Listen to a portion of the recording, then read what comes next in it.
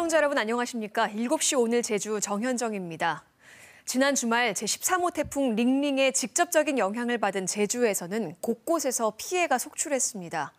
태풍이 핥히고 간 제주 곳곳엔 시설물이 무너지고 비닐하우스나 양식장 피해도 컸는데요. 태풍이 소멸하자마자 오늘 제주 전 지역에 많은 비가 내리면서 복구 작업도 더뎌지고 있습니다. 추석을 앞두고 태풍 피해로 시름이 깊은 주민들을 위해 신속한 피해 복구에 만전을 기해야겠습니다. 7시 오늘 제주, 오늘 준비한 주요 소식부터 정리해드리겠습니다. 친절한 뉴스에서는 현장을 취재한 기자와 함께 태풍 링링으로 인한 제주 지역 피해 상황을 자세히 알아보겠습니다. 지리적으로 동북아시아의 중심에 자리한 제주에서 아시아의 미래를 고민해보는 교류전이 마련됐습니다. 탐나는 현장에서 안내합니다.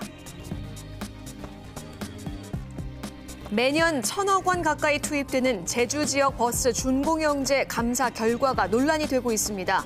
짤막대담에서는 안용권 민주노총 전국 공공운수노조 제주 지역 버스 지부장과 이 문제에 대해 이야기 나눠봅니다.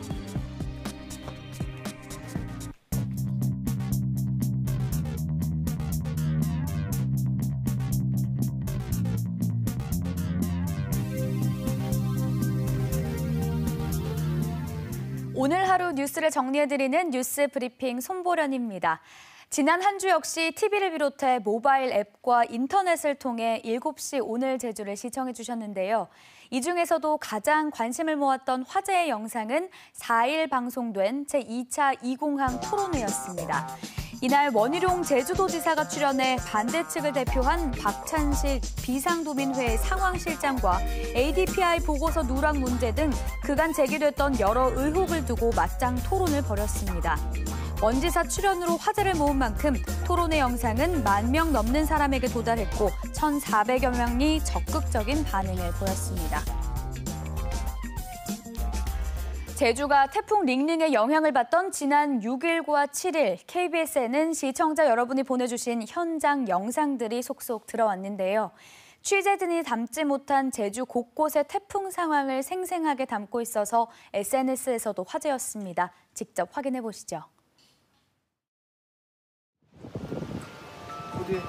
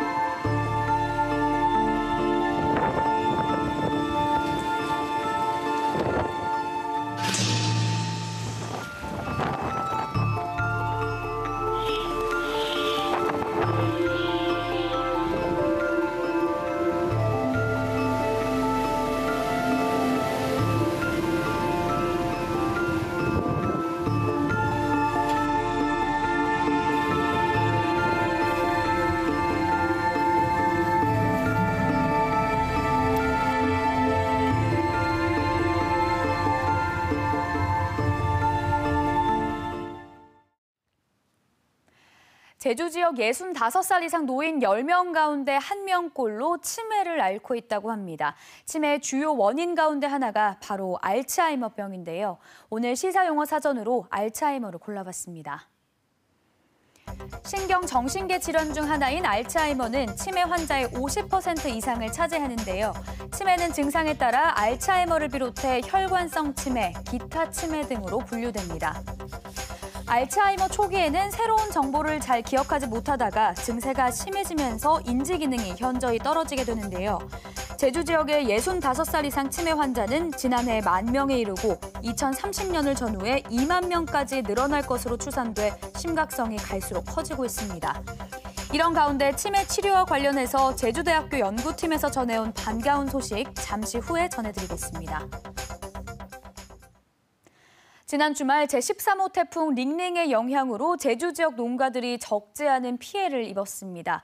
가을 장마가 이어지면서 복구 작업에 차질이 빚어지는 등 피해가 계속되고 있습니다. 보도에 김가람 기자입니다.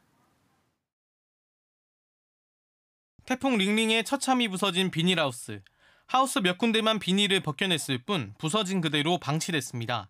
태풍이 지나간 뒤 해병대 장병 등이 복구에 나섰지만 가을 장마가 이어지면서 안전 문제 탓에 작업이 연기된 겁니다. 이처럼 비교적 상태가 온전한 나무가 곳곳에 남아있지만 이 철거 작업이 늦어지면서 수습하지 못하고 있는 실정입니다. 흙이 쓸려나가면서 감귤나무 뿌리가 드러난 이 농가는 아예 손도 못 대고 있습니다. 움푹 패인 곳을 메우고 나무들도 옮겨 심어야 하지만 마찬가지로 가을 장마 탓에 발만 동동 구르고 있는 상태입니다. 비가 많이 오면 다시 또 이렇게 또 더 큰 피해를 입죠. 나무가 방치되면 나무가 말라 죽고 열매가 전부 다 낙과됩니다. 월동채소 농가들도 가을 장마가 야속하기만 합니다. 앞선 가을 장마 탓에 월동채소 파종 시기를 놓치거나 이미 심은 작물들도 물에 잠기는 등 피해가 적지 않았는데 태풍이 지난 뒤에도 비가 다시 이어지면서 또 한 번 파종이 미뤄지게 된 겁니다. 물이 빠진 뒤 비교적 파종 시기가 늦은 작물로 쏠림 현상이 나타나면 가격 폭락도 우려되고 있습니다. 침수가 4번에 이르는 그런 정도로 됐는데요.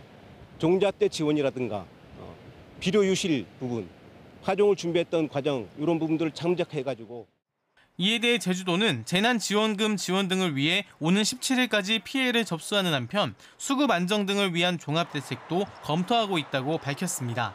KBS 뉴스 김가라입니다. 태풍 링링의 영향으로 강정항 크루즈 터미널 시설 일부가 침수됐는데요. 이곳은 지난해에도 2번이나 태풍 피해를 입은 것으로 드러났습니다. 보도에 이면희 기자입니다. 강정항 크루즈보드 내 운영 지원 시설입니다. 항구 게이트와 출국 심사대를 잇는 무빙워크와 비가림 시설이 바닷물로 흥건하고 모래주머니도 곳곳에 쌓여 있습니다. 제주를 강타한 태풍 링링으로 무빙워크 왕복 190m 구간이 바닷물에 침수돼 고장난 겁니다. 방파제 바깥가에 이어진 해군 경비초소 출입문이 종이장처럼 구겨졌습니다. 이 파손된 문을 통해 해수가 무빙워크 시설물까지 흘러들었습니다. 이 시설의 침수 피해는 지난해 태풍 솔릭과 콩레이에 이어 벌써 3번째입니다. 지난해에는 무빙워크 440m가 고장났는데 보수 기간만 7개월에 36억 원이 들었습니다. 앞서 보수를 맡았던 업체는 월파 피해 우려가 큰 방파제 옆으로 1km나 되는 무빙워크를 설치한 사례를 찾아보기 어렵다고 설명합니다. 그만큼 무빙워크가 설치되어 있는 곳이 거의 없어요. 그렇게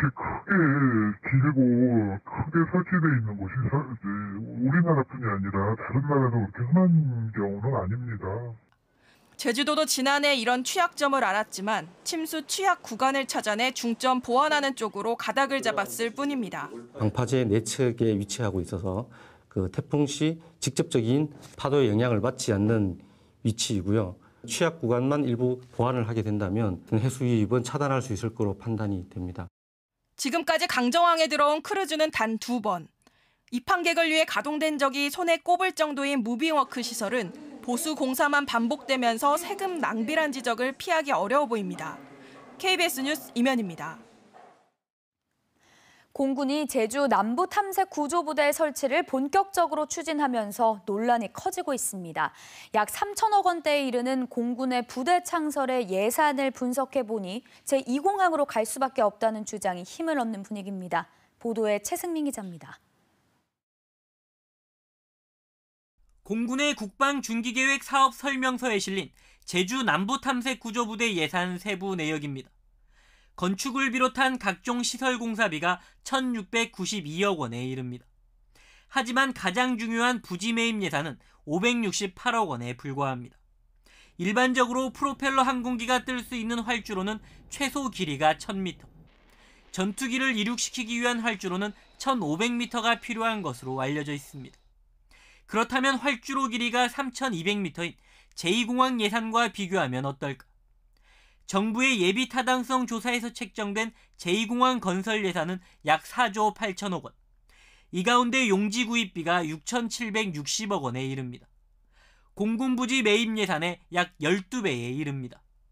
공군 부대 활주로 길이가 제2공항의 3분의 1이라고 하면 산술적으로 계산했을 때 2천억 원이 넘는 비용이 책정돼야 하는 겁니다. 공군 부대가 제2공항에 들어갈 수밖에 없다는 주장이 나오는 이유입니다. 제2공항 활주로를 그냥 사용하겠다는 뜻이고요. 거기에서 말하는 시설비는 비행기가 들어가는 경락고라든가 정비시설 같은 걸 의미하는 거거든요. 그러면은 별도의 군공항은 없고 제2공항하고 같이 쓴다고 봐야 됩니다. 제2공항 예산에선 용지를 구입할 때 나무나 창고 등을 철거하기 위한 지작물 보상비도 1,300억 원이 책정돼 모두 더하면 8천억 원을 넘습니다. 하지만 공군은 부지 매입 예산 외에 지작물 보상비도 전혀 책정하지 않았습니다. KBS 뉴스 최승민입니다. 4.3 유족회와 민족문제연구소 등 전국 120여 개 단체가 참여하는 4.3 특별법 개정 쟁취를 위한 전국행동은 오늘 도의회 도민회방에서 출범 기자회견을 열고 오는 20일 제주에서 집회와 거리 행진을 비롯해 각 참여 단체별 거리 서명과 결의 대회를 갖고 국회에서 각 정당의 특별법 개정안 연내 처리를 촉구할 계획이라고 밝혔습니다. 박주현 민주평화당 최고위원도 오늘 도민회방에서 기자회견을 열고 4.3 특별법 개정안 협의와 국회 통과를 위해 여야 4당의 중앙당 차원의 특위 구성을 제안했고 양윤영 도당위원장은 지역 차원에서 도내 5개 정당이 모여 추진위를 구성하자고 제시했습니다. 일명 카니발 폭행 사건 피의자에 대한 구속영장이 기각됐습니다. 제주지방법원은 특가법상 운전자 상해 등의 혐의로 구속영장이 청구된 32살 A씨에 대해 증거인멸과 도망의 염려가 없고 수사기관의 조사에 성실히 응한 점 등을 고려해 영장을 기각했다고 밝혔습니다. A씨는 지난 7월 제주시 조천읍 우회도로에서 끼어들기에 항의한 운전자를 폭행한 혐의를 받고 있는데 폭행 영상이 온라인에 퍼지면서 공정한 수사를 촉구하는 청와대 국민청원 참여자가 20만 명을 넘어섰습니다. 윤창호법 시행 이후 도내 첫 음주운전 사망사고 운전자가 법정 구속됐습니다. 제주지방법원 형사 4단독은 특정범죄가중법과 도로교통법 위반 혐의로 기소된 53살 김모 씨에게 징역 3년에 벌금 20만 원을 선고했습니다. 김 씨는 지난 1월 만취 상태에서 렌터카 승용차를 몰다 제주시 1도 2동 인제사거리 주변에서 행인을 들이받아 2명의 사상자를 낸 혐의로 재판에 넘겨졌습니다.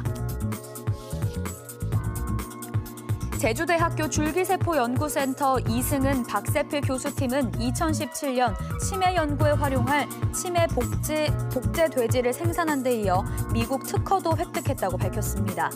연구팀은 알츠하이머 치매를 일으키는 3개의 유전자를 돼지 체세포로 운반하는 기술과 치매에 걸린 돼지를 유전학, 행동학적으로 분석한 결과에 대해 지난 6월 미국 특허를 받았다며 돼지를 통한 알츠하이머 연구가 전 세계적으로 활발해지면 4조 4천억 원의 경제적 효과를 기대한다고 설명했습니다. 지금까지 뉴스 브리핑이었습니다.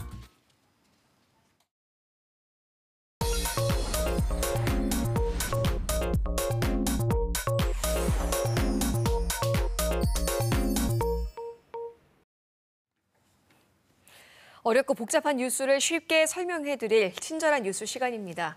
지난 주말 제13호 태풍 링링이 제주를 지나면서 곳곳에 크고 작은 피해들이 잇따랐는데요. 취재 기자와 함께 이번 태풍에 대해 자세히 알아보겠습니다. 강인희 기자 나와 있습니다. 안녕하십니까? 안녕하십니까? 네. 강 기자, 이번 13호 태풍 링링, 저도 새벽에 바람 소리 때문에 잠을 이루지 못했는데 네. 비를 많이 뿌렸다기보다는 바람이 매우 강했던 걸로 알고 있어요. 어땠습니까? 네, 맞습니다. 가을 장마의 연이어서 이 태풍, 여기에 또 비 날씨까지 이어지고 있잖아요. 오늘도 저희 KBS 보도국으로 이 피해 농가에 전화가 걸려와 이번 태풍에 애지중지 키운 배추 등이 큰 피해를 입어 건질 게 없다고 네. 속상한 마음을 하소연하기도 했는데요. 이 피해 관련 얘기는 조금 뒤에 다시 설명해 드리겠습니다. 우선 태풍이 제주 상륙 당시 순간 최대 풍속을 보면요. 이 태풍이 제주에 가장 근접했던 지난 7일 새벽 한라산 윗세오름이 초속 39m로 가장 셌고요. 고산이 37.7, 제주 대부분 지역에서 초속 30m 이상의 강한 바람이 불었습니다. 저도 토요일 새벽에 서귀포 피해 현장을 취재를 다녔는데 네. 바람이 차량에 흔들릴 정도였고 제가 차에서 내릴 때 동료를 붙잡아야 하는 등 뭔가 네. 지지대를 잡아야 하는 등 강한 바람인 것을 몸소 느꼈습니다. 바람이 강하긴 했지만 다행히도 당초 예보됐던 사람이나 커다란 바위도 날아갈 만한 기준인 최대 순간 풍속 초속 45m까지의 강풍은 아니었습니다. 네, 뭐 시설물이나 농작물 피해가 있긴 했지만 알려진 인명 피해는 제주도에서는 네, 없습니다. 없었죠. 네, 강수량도 예상보다는 다소 적었습니다. 비가 많이 올 줄 알았거든요. 실제 예보와는 좀 어느 정도 차이가 있었나요? 네, 지난 금요일인 6일부터 7일까지 윗세오름에 400mm로 가장 많은 비가 왔습니다. 한라산에만 많은 비가 왔을 뿐 해안 지역은 제주시 100, 성산 46, 고산 40 정도로 100mm 안팎에 그쳤습니다. 당초 기상청에서는 해안에도 많게는 200mm의 비가 올 것이라고 예보했는데요. 그보다는 상당히 적게 온 거죠. 네, 그 이유가 있었을까요? 네, 링링의 강수량은 이틀 동안 온 비의 양입니다. 네. 지난 2007년 가을 태풍 나리 내습 당시에 제주에서는 많은 인명 피해와 막대한 재산 피해가 발생했는데요. 태풍 나리 때는 하루에만 강풍과 함께 제주시에 420mm의 기록적인 폭우가 쏟아졌습니다. 당시 13명이 사망했는데요. 대부분의 인명 피해가 시간당 100mm의 폭우로 급류에 휩쓸리며 발생한 사고였습니다. 여기에 비춰보더라도 이번에는 초속 40m에 이르는 강풍이 불었지만 비가 비교적 적게와 인명피해가 없었고 피해를 줄일 수 있었다는 분석입니다. 여기에 또 태풍 링링이 제주를 통과할 당시 속도가 시속 30에서 40km였는데요. 빠르게 이동하면서 제주에 직접 영향을 준 시간이 짧았던 것도 태풍 피해가 우려했던 것만큼 크지 않았던 이유로 꼽히고 있습니다. 네. 이제 뭐 태풍 피해 얘기를 해봐야 될 텐데 금방도 말씀하셨지만 일단 제주에서는 다행히도 인명 피해는 없고 네. 하지만 오늘도 전화가 왔다고요. 농작물 네, 피해가 있었다고. 맞습니다. 지금도 이제 피해 신고가 계속 들어오고 있는 상황인 건데 네. 피해 상황 좀 어떻습니까? 네, 당초 예상대로 태풍이 지나갔더라면 지금보다 더 큰 생채기를 남겼을 것 같습니다. 그래도 제주 곳곳에 적지 않은 피해를 줬거든요. 예. 화면에 힘없이 지지대가 내려앉은 감귤 비닐하우스 보이시죠? 서귀포 지역 비닐하우스 농가인데요. 태풍의 위력을 그대로 전해주고 있습니다. 인근의 감귤 농가도 피해 상황은 마찬가지였습니다.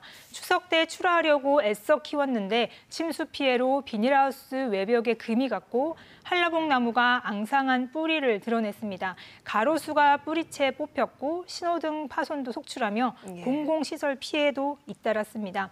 이 서귀포시 안덕면 덕수초등학교는 체육관 지붕이 파손됐고 지금까지 제주도 재난안전대책본부가 조사한 피해 규모는 비닐하우스 25동과 주택 2가구가 피해를 입었고요. 해상에선 어선 2척과 레저보트 6척 등 침몰하거나 파손됐습니다. 양식장에선 넙치 폐사도 잇따랐는데요. 3만 5천 마리가 폐사한 것으로 조사가 됐습니다. 이 밖에 신호등과 가로등, 교통표지판 10여 개와 학교시설 3곳의 일부도 피해를 입은 것으로 파악이 됐습니다. 네네. 주로 서남부 지역을 중심으로 피해가 집중이 됐는데요. 제주도는 오는 16일까지 정밀 조사를 거쳐서 최종 피해 집계는 추석 연휴가 끝난 뒤에 발표할 예정이라고 밝혔습니다. 네. 뭐 화면을 보니까 피해 입은 분들은 허망한 마음뿐일 것 같습니다. 이제는 이 태풍이 남긴 상처를 치유해야 할 텐데 비 소식이 또 있어요. 복구 진행 상황과 이제 앞으로 이어질 날씨 예보가 좀 어떤가요? 네, 많이 궁금하실 텐데요. 휴일인 어제 이 앞서 보여드린 비닐하우스 복구 현장에 취재팀이 가봤는데요. 해병대 장병 50여 명이 복구를 위해서 피해 농가를 찾았지만 계속된 비 때문에 작업을 중단할 수밖에 없었다고 합니다. 오늘 아침부터도 호우특보가 발효되며 한라산 윗세오름에 93mm, 한림에 93mm 등 강수량을 많이 보였는데요. 때문에 오늘 예정됐던 이 상당수 피해를 입은 현장의 복구 작업도 잠정 중단이 됐습니다. 주택이나 양식장 등 개인 시설에서도 자체적으로 복구에 나서려고는 하고 있지만 비 날씨로 신속한 복구는 어려운 실정입니다. 현재는 비가 소강 상태고요. 당분간 태풍 소식은 없고 오늘 밤까지 또 5mm 안팎이 더 내릴 것으로 예보가 됐습니다. 내일은 맑겠고 모레죠. 추석 연휴 전날인 수요일 다시 비가 내릴 것으로 기상청은 예보했습니다. 곧 추석이잖아요. 네, 피해 상황을 정확히 조사해서 다가오는 추석 전에 피해 복구가 안전하고 신속하게 이루어져야 하겠습니다. 저희도 뉴스를 통해서 피해를 입은 농가들의 목소리를 전달을 하고 복구 실태도 계속 보도해드리도록 하겠습니다. 네, 또 이후 상황을 기다리겠습니다. 오늘 여기까지 듣겠습니다. 강인희 기자 수고하셨습니다.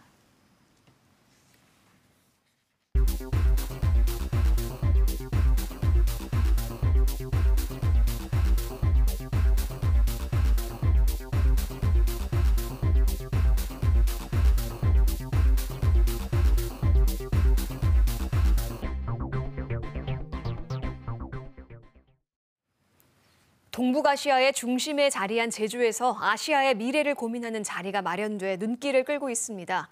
제주 세계자연유산본부가 주관하는 올해로 3회를 맞은 아시아 대표 작가 교류전인데요.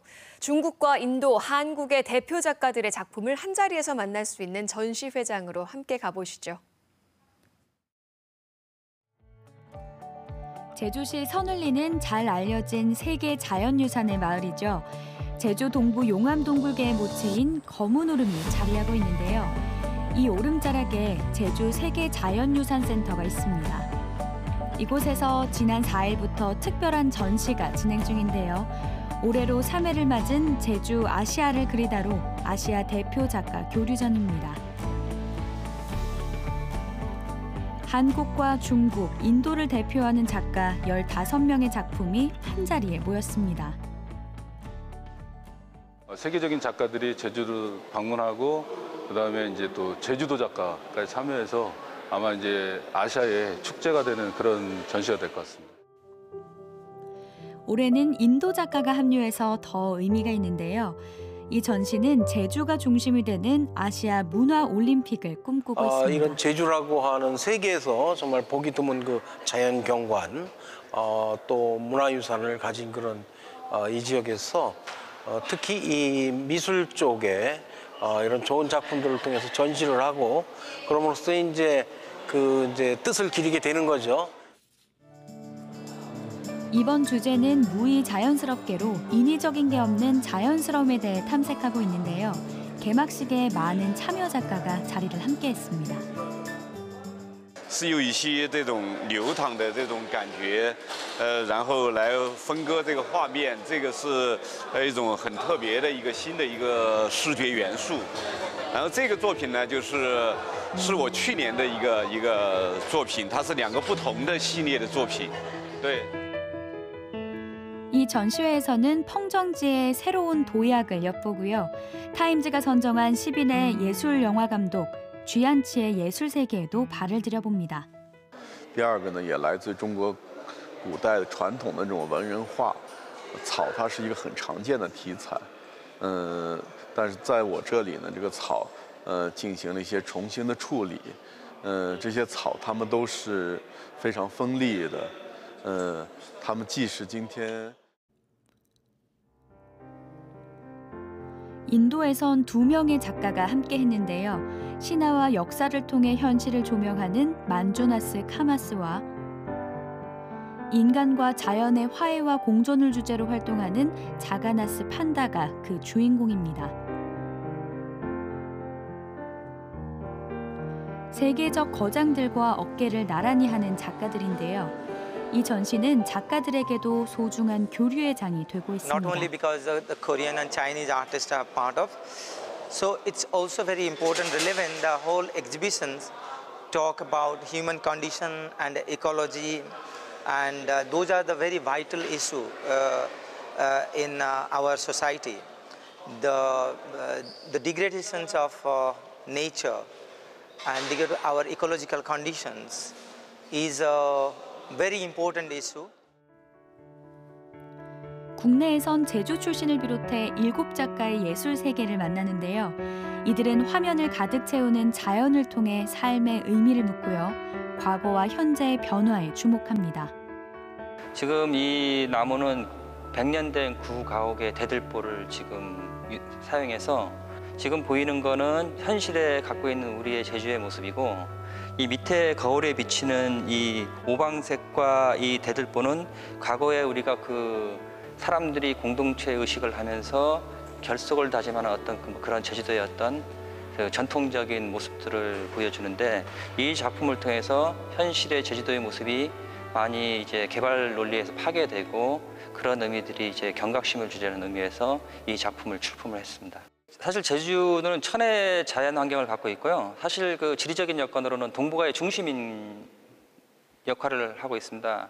그래서 문화적인 전통적인 제주도의 문화와 글로벌라이제이션한 세계적인 문화가 제주에 들어와서 서로 이제 결합되면은 또 다른 새로운 문화가 이제 만들어질 거라고 저는 믿고 있습니다.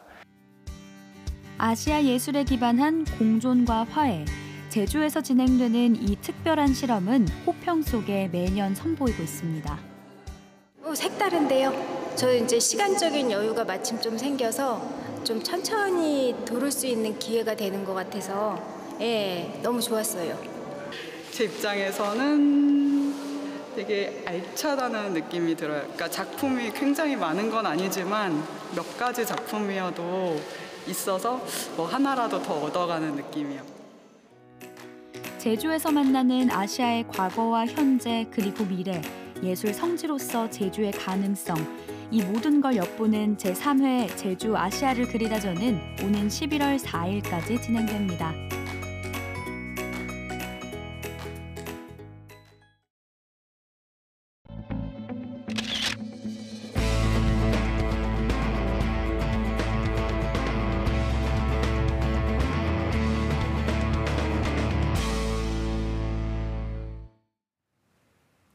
해마다 1,000억 원 가까운 막대한 재정이 투입되는 제주 지역 버스 준공연제에 대한 첫 성과 감사 결과가 최근 발표됐죠. 감사 결과 재정 운영상 여러 문제가 드러났는데요. 감사 후속 조처를 놓고도 논란이 일고 있습니다. 이 문제에 대해 안용권 민주노총 전국 공공운수노조 제주 지역 버스 지부장 모시고 이야기 나눠보겠습니다. 안녕하십니까? 네, 안녕하세요. 네. 먼저 그 임원 인건비 문제가 가장 화두가 돼서 먼저 이야기를 나눠보겠습니다. 오늘 노조에서도 이 문제에 대한 비판 성명도 발표를 했죠. 이번 감사 결과를 보니까 90살 노모, 83살 노모가 이제 임원으로 돼 있고 1년 넘게 월급인가요? 700에서 800만 원 넘는 맞습니다. 돈을 지급을 해왔습니다. 어떻게 보시나요? 이 문제에 대해서? 정말 말도 안 되는 일이 발생한 것이고요. 출근도 하지 않는 버스 사업주의 90세, 83세의 노모를 회사 임원으로 등재시켜서 도민이 혈세를 받아간 것이나 마찬가지입니다. 도의 관리 감독 책임을 넘어서 이것은 사업주와 짜고 친 것 아니냐 하는 의심에서 돈은 자유롭지 못할 것입니다. 그렇군요. 또 이제 버스업체 대표들의 월급도 보니 많게는 1,600만 원 넘게 가져가는 경우도 있고 임원 임금 인상률이 표준 운송 원가보다 10배 이상 올린 경우도 감사에서 확인이 됐습니다. 네. 이 상식적으로는 이해가 되지 않는데 정상적인 상황이라고 보시나요? 당연히 비정상적인 상황입니다. 표준 운송 원가에 반영된 임금 인상률은 2.6%입니다. 근데 지금은 그 10배 이상을 임원 임금으로 올려가지고 지급을 받아간 것인데요. 또한 문제는 그 표준 운송 원가의 임원 인건비 비율이 준공영제를 실시하고 있는 타 지자체보다 제주도가 좀 높기 때문에 그 또한 문제점입니다. 높다고 말씀하셨는데 그럼 좀 수치적으로 비교를 해보자면 서울과 비교하면 좀 어떤가요? 서울은 한 표준 운송 원가 합계 대비 임원 인건비 비율이 0.63 정도 되는데요. 제주도는 1.1 정도 됩니다. 그렇군요. 예. 이제 실제 가까이에서 지켜보셨을 텐데 이 버스 업체의 임원 배불리기 실태가 좀 어느 정도라고 보시나요? 감사 결과보다 더하면 더했지 못하다고 보지는 않습니다. 가족들의 개인 업체를 활용해가지고 도민 혈세를 지급받고 있기도 하고요. 그 예로서 주유소라든지 정비소를 임원 가족들이 운영하고 있는데 거기다가 일감 몰아주기를 해서 유류비라든지 정비비를 도에다가 청구해서 도민 혈세를 가져가고 있는 것이죠. 네. 그거 말고도 좀 다른 문제들이 있을까요? 감사 결과에서도 드러났듯이 정비직과 관리직을 실질적인 근무 인원보다 더 많이 책정해가지고 그 인원을 도에다 올려서 그거를 바로 임원 인건비로 전용하는 그런 사례까지 발생하고 있습니다. 그러니까 다른 인건비로 책정된 걸 줄여서 그 줄인 거에서 남은 인건비를 임원의 인건비로 올려서 지급을 한다는 그렇죠. 말씀이신 거죠? 예, 버스 한 대당 예. 뭐 정비직이나 관리직이 몇 명이 돼야 되는지 정해져 있습니다. 네네. 근데 그 인원을 쓰질 않는 거죠. 줄이거나 또 쓰지 아르바이트를 않고? 쓰거나 예. 해가지고 남는 인건비를 임원 인건비로 전용하는 보고 있는 것입니다. 그렇군요. 또 이렇게 말씀하셨지만 반면에 버스 기사들의 이 처우에서는 상대적으로 취약한 점이 많을 텐데 버스 기사에게 지급돼야 할 복리비마저도 임원들이 집행한 경우도 있던데 실제 현실은 어떻습니까? 예, 맞습니다. 기타 복리비를 임원의 무슨 행사 비용이라든지 무슨 연수 비용 이런 것들로 전용됐었고요. 그건 이미 밝혀져가지고 지난 3월 달에 한번 말씀드린 적이 있습니다. 네네. 뿐만 아니라 뭐 버스 노동자의 처우는 아주 열악한데요. 화장실 문제, 뭐 휴게실 문제, 뭐 연차 사용에 대한 문제, 그리고 이틀 연속 이상 근무로 인해 가지고 과로 문제 등등이 많습니다. 뭐 더 중요한 것은 식사가 근무일에 식사가 제공되지 않고 있습니다. 식사가 제공되지 않으면 어떻게 해결을 하시나요? 뭐 일부 업체는 그 기타 복리비로 제공을 해주긴 하는데 예. 뭐 대부분의 업체들은 버스 노동자들이 버스 안에서 편의점 도시락을 네. 사서 먹거나 아니면 주위에 있는 식당을 이용하는 경우가 허다합니다. 정말 그 운전기사분들의 기본권조차도 보장이 되어 있지 않는 아주 네. 열악한 처우인데 감사 결과 이후 또 하나 논란이 대목이 제주도가 이 과다 지급된 인건비에 대해서 당장 뭐 회수하거나 수사 의뢰할 계획이 없다고요? 예, 저도 그렇게 들었습니다. 예. 뭐 잘못이 있으면 당연히 책임을 물어야 하는 것이죠. 근데 지금 도에서는 그런 얘기를 하지 않고 있고 사과조차 하고 있지 않습니다. 도가 과다 지급된 임원 인건비를 회수하지 않는다면 아까도 말씀드렸다시피 버스 운송 사업조합과 짬짬이 임용 계약을 있지 않으면 예. 그런 뭐 지급을 회수하지 않는다고 할 수는 없겠죠. 그래서 그런 의심에서 벗어나지 못할 것입니다. 네. 또한 이 기회에 버스 운송 사업조합과 버스 사업장에 대한 전수조사가 필요하다고 생각합니다. 그렇죠. 그러니까 보통 감사 결과를 통해서 이런 문제점이 드러났으면 그 내용을 가지고 제도 개선 방안을 마련하는 게 상식일 텐데 네. 오히려 이제 제주도가 버스 업체들과 지난 2일 버스 준공영제 제도 개선 협약을 맺었습니다. 근데 이 협약 시점이 이번 감사 결과 발표가 나오기 불과 사흘 전입니다. 그렇기 때문에 이 면제부를 위한 협약이 아니냐 이런 비판이 있는데요. 예, 그 비판은 당연한 비판이라고 생각합니다. 감사 결과가 나오기 전에 느닷없이 그 제도 개선 협약서를 발표했습니다. 네.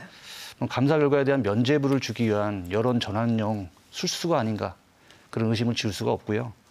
또 협약서의 내용도 A4 용지 2장에 불과합니다. 예. 아주 부실하게 작성돼 있다고 생각합니다.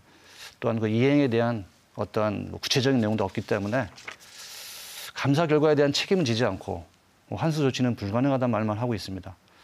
당연히 협약서의 진정성이 의심되는 것이죠. 그러니까 노조 입장에서는 이게 그 책임 회피용 협약 내용이라고 생각할 수도 있는 대목이에요. 예, 당연히 책임 회피용 협약 내용이라고 생각합니다. 지난 2일 이 협약 내용을 좀 살펴보면 2장이라고 하셨잖아요. 버스 네. 업체에 대한 외부 회계 감사, 비상근 임원 인건비 지원 중단 등이 핵심입니다. 예, 이 맞습니다. 협약 내용에 대해서 어떻게 평가하시나요? 말씀하셨다시피 외부 회계 감사와 비상근 임원 인건비를 지원을 중단하겠다라고 협약서에 나와 있는데 예. 이것은 진작에 진행되었어야 될 업무이죠. 잘못이 발견될 것을 미리 예단하고서 그건 지원 중단을 했어야 되는데 지금까지 지원 중단이 없었기 때문에 이러한 감사 결과가 나온 것이고요. 그에 대해서 협약서로 스스로의 그 잘못을 넘어가려는 하는 것이 아닌가 그런 생각이 듭니다. 또한 운영위원회를 설치한다고 나와 있는데요. 운영위원회 설치 또한 그 내용이 구체적이지 않습니다. 위원장 포함해서 15명 이내로 만든다 하는 내용만 나와 있지 어떻게 진행한다 그런 내용이 없기 때문에 네. 이 협약서는 평가하기가 참 힘듭니다. 네, 평가하기가 힘들다고 말씀해 주셨고 네. 세칙도 없고 개선 내용도 없고 2장짜리였다 이렇게 말씀하셨는데 네. 노조에서 보기에 그러면은 이제 이 협약 내용을 어떤 식으로 좀 보완하면 좋을 것 같다 생각하시나요? 구체적인 실행 방법이 안 나와 있기 때문에 네. 먼저 구체적인 이행 협의가 다시 논의돼야 된다고 생각합니다. 그래서 그 다음에는 이제 진정성 있는 실행이 문제겠죠. 네. 실질적으로 도가 이것을 어떻게 실행하느냐 그에 대한 진실성이 있어야 되는 것이고요. 또 버스는 공공성이 강한 업종입니다. 그렇기 때문에 이번 기회에 공공성을 어떻게 강화하고 준고용자의 폐해를 어떻게 미연에 방지할까라는 고민이 필요할 것 같습니다. 네, 이렇게 제주에 버스 준공영제가 도입된 지는 2년이 됐죠. 버스 기사와 이용하는 승객들의 만족도를 높이기 위해서 또 어떤 정책 또 아니면 지원이 더 필요하다고 보시나요? 지원과 정책은 당연히 필요한데요. 예. 승객의 만족을 위해서는 버스 노동자의 처우 개선도 뒤따라야 된다고 생각합니다. 버스 노동자가 실질적으로 승객들을 안전하게 모시기 때문이죠. 네. 많은 아까도 말씀드렸다시피 처우 개선에 대한 문제가 있지만 당연히 기본적으로 승객의 안전과 친절을 위해서는 최선을 다해야 한다고 생각합니다. 또한 버스 노동자의 처우 개선 뒤따라야 된다고 생각합니다. 네, 혹시 좀 짧게 마지막으로 좀 하고 싶으신 말씀 있으실까요? 예. 예. 버스 준공영제가 이제 2년을 맞이했는데요. 지금 감사 결과를 보면은 도민이 신뢰를 이룰 수밖에 없게 된 결과가 됐습니다. 네. 이번 감사 결과를 볼 때 신뢰를 회복할 수 있는 책임은 도와 사업주에게 물어야 됩니다. 잘못이 있으면 당연히 책임을 물어야죠. 잘못을 묻어둔다면 희망은 없다고 생각하고요. 버스 노동자 한 사람으로서 도민의 안전과 승객의 만족을 위해서 최선을 다하겠습니다. 네네, 오늘 말씀 여기까지 듣겠습니다. 네. 나와주셔서 고맙습니다. 감사합니다. 네네. 7시 오늘 제주에서는 이 버스 준공영제 문제에 대해 행정이나 버스 업체에도 반론을 위한 문을 열어두겠습니다.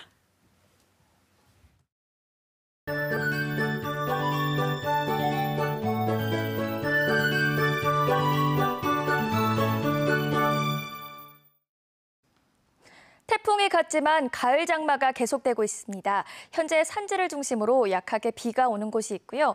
남해상에 위치한 저기압의 영향에서 조금씩 벗어나면서 호우특보는 모두 해제됐지만 남부와 산지에는 밤까지 비가 조금 더 오겠습니다. 내일은 북태평양 고기압의 가장자리에 들어서 구름이 많이 지나며 대체로 맑은 날씨가 되겠고 공기질도 깨끗하겠습니다. 하지만 낮 동안 오늘과 비슷한 30도까지 올라 약간 덥겠습니다. 민족대명절 추석이 이제 얼마 남지 않았는데요. 이번 추석 연휴에는 비 소식 없이 맑은 가운데 일교차가 크겠습니다. 이에 따라 환한 보름달도 감상할 수 있을 전망입니다. 내일 지역별 날씨 살펴보겠습니다. 내일 아침 최저기온은 24도 정도로 출발해 오늘과 비슷하겠고요. 낮 최고기온은 30도까지 오르고 볕까지 강해서 덥겠습니다. 내일 제주도 앞바다의 물결은 최고 2m로 일겠습니다. 남쪽 먼바다의 물결은 최고 2.5m로 약간 높게 일면서 바람도 약간 강하게 불겠습니다. 항해나 조업하시는 분들은 유의하시기 바랍니다. 주간 날씨입니다. 모레 수요일에도 기압골이 영향을 미치면서 비가 오겠는데요. 이미 많은 비로 인해 지반이 약해진 만큼 산사태 등 추가 피해가 없도록 각별히 주의해 주시기 바랍니다. 날씨였습니다. 불법 군사재판 무효와 희생자 배보상 규정 등을 담은 4.3 특별법 개정안이 국회에 2년 가까이 장기 계류 중입니다. 잘못된 과거사를 바로잡기 위해 각계에서 조속한 개정안 처리를 호소하고 있고 정치권도 거듭 통과를 약속했지만 국회에서는 공전만 거듭하고 있는 것이 현실인데요. 급기야 전국에서 100개가 넘는 단체가 뜻을 모아 4.3 특별법 개정 정취를 위한 이 전국 행동을 출범시키고 연내 개정안 처리를 촉구하고 나섰습니다. 국회가 정파와 이해관계에만 매몰되지 말고 더 늦기 전에 민심의 목소리에 화답을 해야 될 때입니다. 7시 오늘 제주 저희는 내일 다시 찾아뵙겠습니다. 함께해 주신 여러분 고맙습니다.